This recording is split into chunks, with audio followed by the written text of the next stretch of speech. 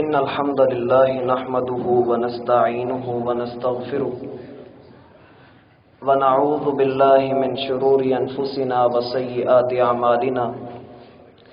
من يهده الله فلا مضل له ومن يضلل فلا هادي له أشهد أن لا إله إلا الله وأشهد أن محمدا عبده ورسوله اعوذ باللہ من الشیطان الرجیم بسم اللہ الرحمن الرحیم۔ اللہ سبحانہ و تعالی کا فرمان ہے، اور اگر بے شک اہل کتاب ایمان لے آئیں اور تقوی اختیار کریں تو یقیناً ہم دور کر دیں گے ان سے ان کی برائیاں، اور ضرور بالضرور ہم ان کو نعمتوں والے باغات میں داخل کریں گے۔ اور اگر بے شک وہ قائم رکھتے تورات اور انجیل کو اور جو کچھ اللہ سبحانہ و تعالی نے ان کی طرف نازل کیا ہے، تو یقیناً وہ کھاتے اپنے اوپر سے بھی اور اپنے نیچے سے بھی۔ ان میں سے ایک گروہ درمیانی راہ چلنے والا ہے، اور زیادہ لوگ ان میں سے برا کر رہے ہیں جو بھی وہ عمل کرتے ہیں۔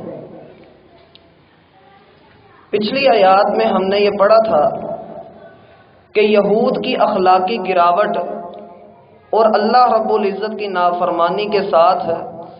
رسول اللہ صلی اللہ علیہ وسلم کے ساتھ دشمنی لگانا ان کا وتیرہ بن چکا تھا۔ مدینہ کی حکومت کو گرانے کے لیے ان لوگوں نے صحابہ کرام کے درمیان لڑائی کروانے کی کوشش بھی کی، اختلاف بھی کیا، اور احزاب کے موقع پر جب عین دشمن نے گھیرا ہوا تھا اس وقت بدعہدی کر کے اسلام کو نقصان پہنچانے کی بھی کوشش کی۔ لیکن اللہ رب العزت نے اس دین کو چونکہ غالب کرنے کے لیے تشکیل دیا ہے، اور قیامت تک اس کو غالب بھی کیا جائے گا، اس کے ماننے والوں میں اور اس کے پیروکاروں کی تعداد میں اضافہ بھی کیا جائے گا، اور کسی بھی طریقے سے اللہ رب العزت اپنے اس دین کی دعوت دنیا کے کونے کونے تک پہنچائے گا، وہ چاہے اس کا کام ہم سے لے لے، چاہے ہمارے بعد آنے والوں سے لے لے۔ لیکن اس کے ساتھ ساتھ جن تین چیزوں کی طرف آج ہم نے توجہ کرنی ہے، ہمیں ان کی طرف راغب بھی ہونا چاہیے اور کلی طور پہ ان کو اپنے اندر بھی لانا چاہیے۔ یہود کی سب سے بڑی برائی اور سب سے بڑی ان کی خرابی کا سبب یہ تھا کہ وہ لوگ بنی اسماعیل سے تعلق رکھنا ہی نہیں چاہتے تھے۔ اصل وجہ یہ تھی کہ اللہ رب العزت نے پہلے بنی اسماعیل کے علاوہ بنی اسرائیل کے اوپر نبوت کا بار رکھا تھا۔ ہم دیکھتے ہیں کہ ابراہیم علیہ السلام کے دو بیٹے تھے، ایک کا نام اسحاق تھا اور دوسرے کا نام اسماعیل تھا۔ اسحاق اور اسماعیل علیہ السلام یہ دونوں اللہ رب العزت کے پیغمبر تھے۔ اسماعیل کی نسل میں صرف ایک نبی ہیں محمد کریم علیہ السلام، اور اسحاق کی نسل میں عیسیٰ علیہ السلام تک انبیاء کرام کا سلسلہ رکھا گیا۔ اب اللہ رب العزت نے تورات کو جب ان کے اوپر نازل کیا، زبور کو نازل کیا، اور باقی انبیاء کرام ان کے اندر آتے رہے، اللہ کی یاد دلاتے رہے، ان لوگوں نے ایک وقتی طور پہ تو ان کی بات کو تسلیم کیا، لیکن بعد میں انہوں نے انہی انبیاء کرام علیہ السلام پر ظلم کیے، یہاں تک کہ ان کو قتل بھی کر دیا۔ ہم یہ دیکھتے ہیں کہ ان کی گراوٹ اور ان کی بربادی کا سبب ایک یہ بھی تھا کہ ان کے بڑوں نے تو اپنے انبیاء کرام علیہ السلام کی باتوں پر یقین کیا، لیکن وہ ایک وقتی طور پہ تھا جب ان کے اندر انبیاء باقی نہ رہے اور انبیاء کو بادشاہوں نے قتل تک کروا دیا، تو کوئی ایسی ہستی موجود نہیں تھی، کوئی ایسی تصویر موجود نہیں تھی جو اس بات کو واضح کر دیتی کہ اس کتاب کے اوپر عمل کیسے کرنا ہے۔ جیسے کہ رسول اللہ صلی اللہ علیہ وسلم کا فرمان ہمیں نظر آتا ہے کہ الا وانی اوتیت القرآن، یاد رکھو کہ اللہ رب العزت نے مجھے قرآن بھی عطا کیا ہے، ومثلہ معہ، اور اس کے جیسی ہی ایک اور چیز بھی عطا فرمائی ہے، ولو انہم اقاموا التوراۃ والانجیل وما انزل الیہم من ربہم لاکلوا من فوقہم ومن تحت ارجلہم منہم امۃ مقتصدہ۔ ہوا یہ تھا کہ اہل کتاب نے اللہ رب العزت کی اتنی نافرمانیاں کر لی تھی، اس قدر بغاوت کر لی ہوئی تھی، جیسا کہ ہم نے پچھلی آیات کے اندر پڑھا ہے کہ اللہ رب العزت کے بارے میں کہتے تھے کہ نعوذ باللہ اللہ کے ہاتھ تنگ ہیں۔ اللہ رب العزت نے ان ساری کوتاہیوں کے باوجود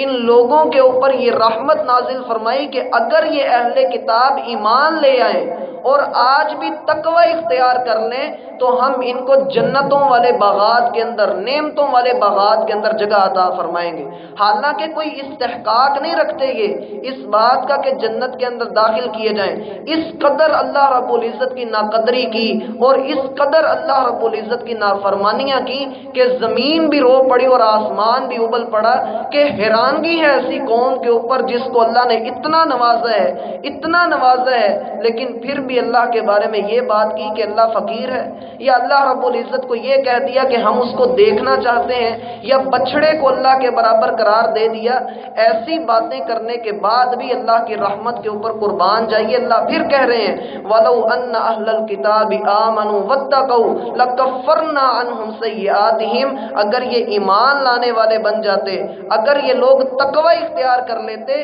تو ہم ان کی تمام تر برائیوں کو ان سے دور کر دیتے۔ ہمارے اندر بھی یہ دو چیزیں موجود نہیں ہیں، نہ ہمارا ویسے اللہ پر ایمان ہے اور نہ ہی ویسا ہمارے اندر تقوی ہے۔ رسول اللہ صلی اللہ علیہ وسلم اکثر یہ دعا کیا کرتے تھے اللہم انی اسألک الہدا، اے اللہ میں تجھ سے ہدایت کا سوال کرتا ہوں، والتقا، اے اللہ میں تجھ سے تقوی کا سوال کرتا ہوں، والعفاف والغنا، اے اللہ اس بات کا بھی سوال کرتا ہوں کہ میرے کردار پر انگلی نہ اٹھائی جائے، میں پاکیزہ کردار کا حامل ساری زندگی بنا رہوں، اور اے اللہ میں تجھ سے اس بات کا بھی سوال کرتا ہوں کہ مجھے لوگوں سے بے نیاز کر دے۔ اور جہاں تک ایمان کی بات ہے، ایمان کے متعلق ہم پڑھ چکے ہیں کہ عبداللہ ابن جدعان یا حاتم طائی، ان دونوں کے پاس اللہ رب العزت نے بڑا مال رکھا ہوا تھا، ان کے پاس دنیا کی ہر نعمت اور فراوانیاں موجود تھیں، لیکن ان کے یہ کسی کام نہیں آئے گا کیونکہ یہ لوگ ایمان نہیں لے کر آئے، انہوں نے نبوت کا زمانہ نہیں پایا۔ اور یہی عبداللہ ابن جدعان جس کی دیگ کے سائے میں رسول اللہ صلی اللہ علیہ وسلم آرام کیا کرتے تھے، اس نے کبھی زندگی میں ایک بار بھی نہیں کہا تھا کہ اللہ تو مجھے معاف فرما دے۔ اور سیدہ عائشہ رضی اللہ عنہا بیان کرتی ہیں کہ میں نے ایک دن پوچھا ہے اللہ کے رسول، اگر عبداللہ ابن جدعان کو اللہ رب العزت نے اتنی نعمتیں عطا فرمائی ہیں اور اتنا کچھ اس کو دیا ہے تو کیا بنے گا اس کا قیامت والے دن؟ اس نے اللہ کے راستے میں اتنا خرچ کیا ہے، وہ کہاں پر جائے گا؟ اللہ کے رسول نے فرمایا اس نے کبھی ایک مرتبہ بھی اپنی زبان سے یہ نہیں کہا تھا کہ اللہ تو مجھے معاف کر دے، اے اللہ تو مجھے بخش دے۔ لیس البر ان تولوا وجوہکم قبل المشرق والمغرب، نیکی یہ نہیں ہے کہ انسان مشرق اور مغرب کی طرف منہ کر کے نماز پڑھتا رہے، بلکہ نیکی یہ ہے کہ من آمن باللہ والیوم الآخر، کہ بندہ اللہ پر ایمان اپنا مضبوط کر لے، اور ایمان اس قدر مضبوط ہو کہ ان تعبد اللہ کأنک تراہ، حالت یہ ہو کہ بندہ نماز کے لیے کھڑا ہے اور اس قدر نماز کے اندر مگن ہے کہ جیسے اللہ کو دیکھ رہا ہے۔ فَإِن لَّمْ تَكُن تَرَاهُ فَإِنَّهُ يَرَاكَ، اگر تیری یہ کیفیت نہیں بنتی تو کم از کم اس بات کو ذہن میں بٹھا لو کہ اللہ تو تمہیں دیکھ رہا ہے۔ جب اللہ ہمیں دیکھ رہا ہے، جب ہماری یہ کیفیت بن جائے گی تو ہمارے اندر ایمان کی مضبوطی بڑھتی چلی جائے گی، اللہ پر ایمان ہوتا چلا جائے گا۔ میں نے اور آپ نے اور کسی انسان نے ابھی تک رب کو نہیں دیکھا، رب کا دیدار نہیں کیا، لیکن میرا ایمان ہے کہ کل قیامت کے دن میرا رب مجھے اپنا دیدار کروائے گا۔ میری نماز مجھے اس بات کی دعوت دیتی ہے کہ میں اپنی زندگی میں دن رات میں 5 نمازوں کو ادا کر کے اپنا سر جھکا کر، اپنی کمر جھکا کر، اپنا ناک نیچے لگا کے، اپنے گھٹنوں کے اوپر ہاتھ رکھ کے اللہ کو یہ کہوں کہ اللہ میری کوئی حیثیت ہی نہیں ہے، اے اللہ تو سب سے اعلیٰ ہے، تو سب سے عظیم ہے اور تو پاکیزہ بھی ہے۔ سبحانک اللہم و بحمدک و تبارک اسمک و تعالی جدک، اے اللہ تیری جد بھی سب سے بلند ہے اور تو خود بھی سب سے بلند ہے، تیری ذات بھی پاکیزہ ہے، تیرے ساتھ کوئی شریک نہیں ہے، کوئی معبود برحق ہو ہی نہیں سکتا، تو یکتا ہے، لیس کمثلہ شیء، اے اللہ تیری مثال ہو ہی نہیں سکتی۔ ان ساری چیزوں کے بعد اللہ فرماتے ہیں جب ایمان بھی مضبوط ہو گیا اور تقوی بھی آ گیا، کسی بھی جگہ پر ہے اس کو یہ ڈر لگا رہا کہ کہیں میں اپنے رب کی نافرمانی والا کام نہ کر لوں، کہیں مجھ سے رب ناراض نہ ہو جائے، وہ تقوی کے اندر آ گیا، اللہ فرماتے ہیں لَكَفَّرْنَا عَنْهُمْ سَيِّئَاتِهِمْ، ہم اس کے سارے گناہوں کو دور کر دیتے، وَلَأَدْخَلْنَاهُمْ جَنَّاتِ النَّعِيمِ، اور دنیا کے اندر بھی اس کو ایسی ایسی نعمتوں سے نواز دے، اور قیامت والے دن بھی اس کو ہم جنتوں سے نواز دے۔ پھر آگے اللہ فرماتے ہیں وَلَوْ أَنَّهُمْ أَقَامُوا التَّوْرَاةَ وَالْإِنْجِيلَ وَمَا أُنزِلَ إِلَيْهِمْ مِنْ رَبِّهِمْ، اگر یہ تورات اور انجیل کو قائم کرنے والے بن جاتے اور جو اللہ نے اس کے بعد نازل فرمایا ہے اس کو قائم کرنے والے بن جاتے، لَأَكَلُوا مِنْ فَوْقِهِمْ وَمِنْ تَحْتِ أَرْجُلِهِمْ مِنْهُمْ أُمَّةٌ مُقْتَصِدَةٌ، اگر یہ اہل کتاب یا عام ہم لوگ بھی اگر اس کو سمجھیں تو اللہ رب العزت فرماتے ہیں اگر یہ تورات کو قائم کرنے والے بن جاتے، تورات کے اوپر عمل کرنے والے بن جاتے اور انجیل کی تعلیمات پر عمل کرنے والے بن جاتے، اور اللہ نے جو قرآن کو نازل کیا ہے اس کو اپنی زندگیوں میں اپلائی کرنا شروع کر دیتے،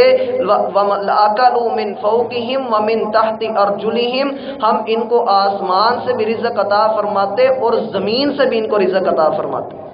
یہ تین بنیادی شرطیں ہیں کہ ایک تو یہ کہ بندہ ایمان لانے والا ہو، دوسرا یہ کہ اس کے اندر تقوی ہو، اور تیسرا یہ کہ قرآن کا قائم کرنا ہو، اور قرآن کا قائم کرنا ہمیں صرف اور صرف سنت سے ہی مل سکتا ہے، ہمیں صرف اور صرف رسول اللہ صلی اللہ علیہ وسلم کی زندگی سے ہی مل سکتا ہے۔ یہود کی اور ہنود کی اور اسی طرح عیسائیوں کی سب سے بڑی گمراہی کا سبب یہ تھا کہ ان لوگوں کے پاس کوئی رول ماڈل نہیں تھا،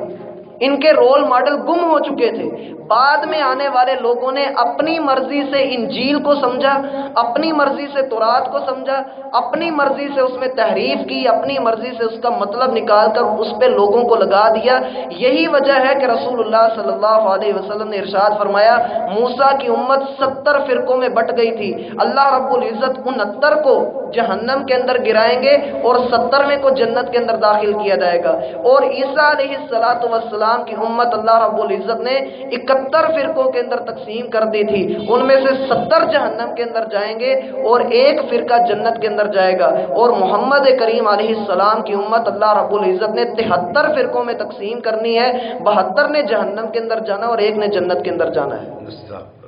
اور ہمیں اپنی حالت دیکھنی چاہیے کہ ہمارے اندر ایمان کتنا ہے، ہمارے اندر تقوی کتنا ہے۔ جب ان چیزوں کو ہم قائم کرنے والے بن جائیں گے کہ میرا قرآن اور میرے محبوب علیہ السلام کی سنت مجھے کیا کہتی ہے، میں سنتوں کے اوپر کتنا عمل کرنے والا ہوں، یقین کیجیے اللہ فرماتے ہیں لَأَكَلُوا مِنْ فَوْقِهِمْ، ہم آسمان سے بارشوں کو نازل کرتے، وَمِنْ تَحْتِ أَرْجُلِهِمْ، اور زمین کی پیداوار کو بڑھا دیتے۔ ہمارے ہاں زمین کی پیداوار بہت زیادہ ہے لیکن پوری نہیں پڑ رہی، کتنے ہی غریب ہیں، کتنے ہی ایسے خاندان ہیں جو بھوکوں مر رہے ہیں، اور شام کے اندر، فلسطین کے اندر، غزہ کے اندر اور پاکستان کے اندر ہم کتنے ہی ایسے لوگوں کو ہم اپنی روزمرہ زندگی میں دیکھتے ہیں جو بھوک سے نڈھال ہیں، جن کے پاس کھانے کو کچھ نہیں ہے۔ وجہ صرف اتنی سی ہے کہ اجتماعی طور پہ ہم لوگوں نے سنتوں کو پس پشت ڈال دیا ہے۔ رسول اللہ صلی اللہ علیہ وسلم نے ارشاد فرمایا یاد رکھو کہ اللہ نے مجھے قرآن اور اس کے ساتھ اس جیسی ایک چیز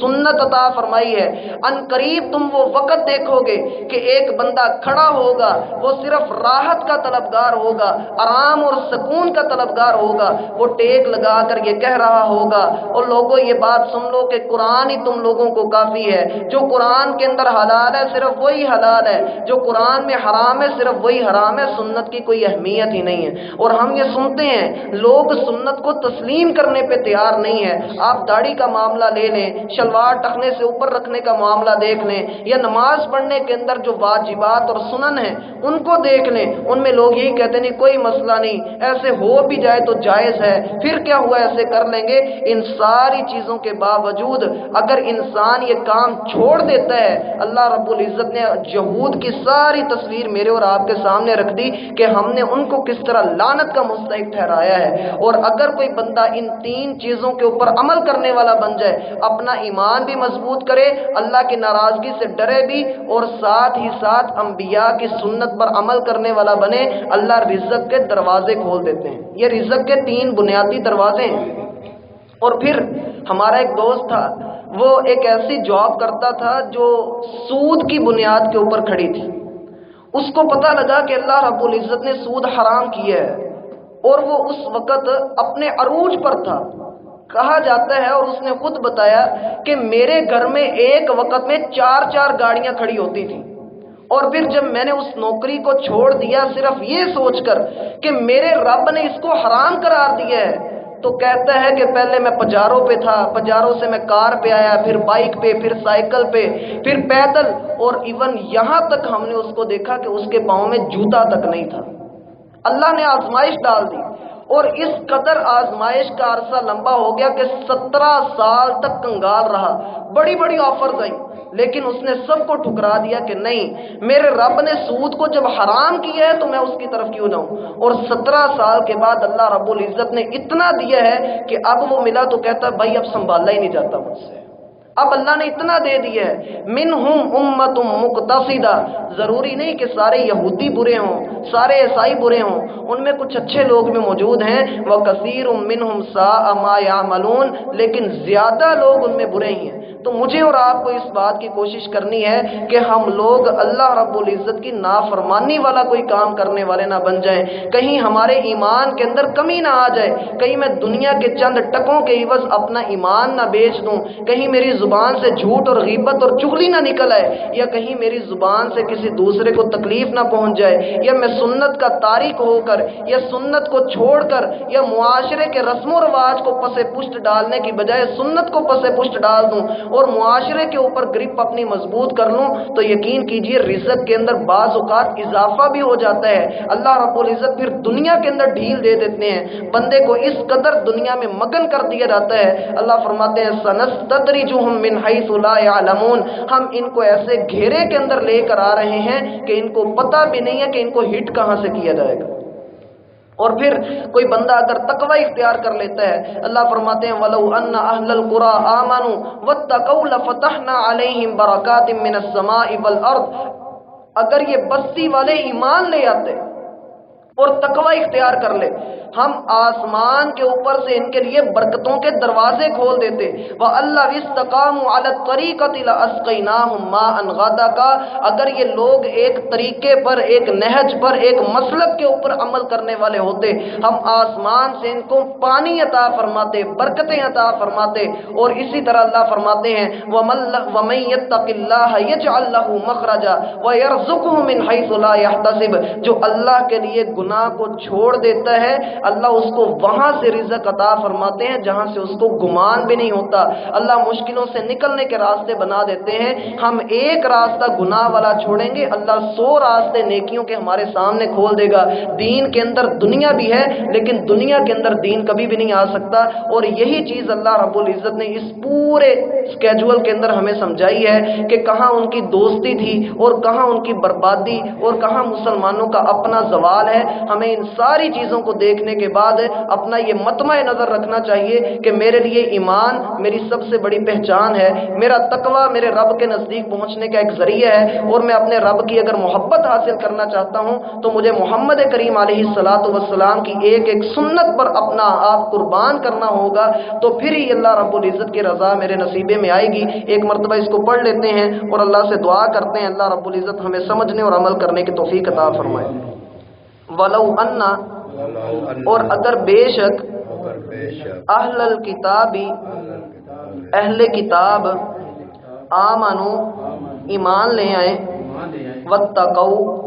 اور تقوی اختیار کریں، لکفرنا، تو یقیناً ہم دور کر دیں گے، عنہم سیئاتہم، ان سے ان کی برائیاں، ولا ادخلناہم، اور ہم ضرور ان کو داخل کریں گے، جنات النعیم، نعمتوں والے باغات میں، ولو انہم، اور اگر بے شک وہ اقاموا التوراۃ، تورات کو قائم رکھتے، والانجیل، اور انجیل کو،